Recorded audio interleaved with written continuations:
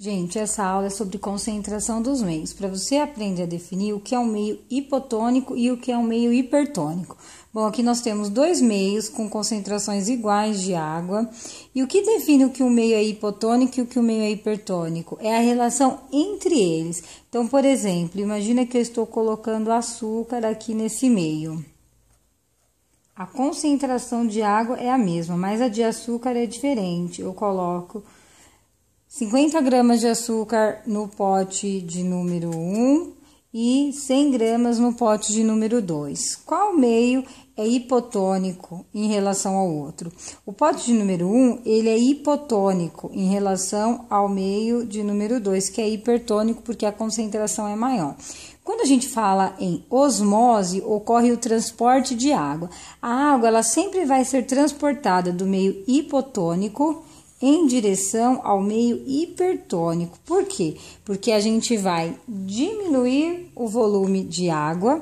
Então, eu vou reduzir o volume de água aqui e vou aumentar o volume de água aqui. Com isso, eu vou diluir a concentração de açúcar neste meio e vou concentrar um pouquinho mais nessa. A tentativa, a ideia é que os meios se tornem isotônicos, se tornem iguais. Então, esse processo é chamado de osmose. Sempre que a água é transportada do meio menos concentrado em soluto para o meio mais concentrado em soluto, lembrando que o soluto é o açúcar, a água ela sempre vai em direção ao meio mais concentrado, que a gente chama de meio hipertônico.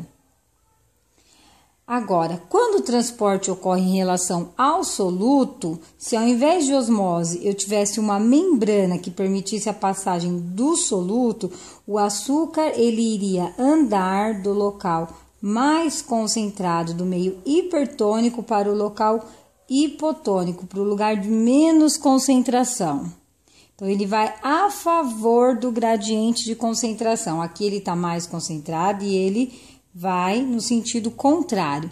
Se o transporte fosse ativo, o que nós faríamos? Nós pegaríamos proteínas carregadoras que levariam o açúcar do meio menos concentrado para o meio mais concentrado e isso exerceria uma força, eu gastaria ATP.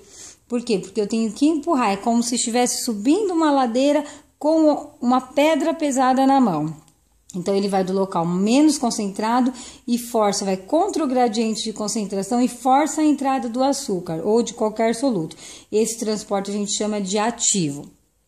Quando o açúcar vai do mais concentrado para o menos concentrado, então é difusão, ela pode ser simples ou facilitada, quando você tem participação de proteínas carregadoras, como é o caso, por exemplo, das proteínas que carregam a glicose. E quando o transporte é da água, ela vai do meio hipo para o hiper, quem passa é a água, não o soluto, ok?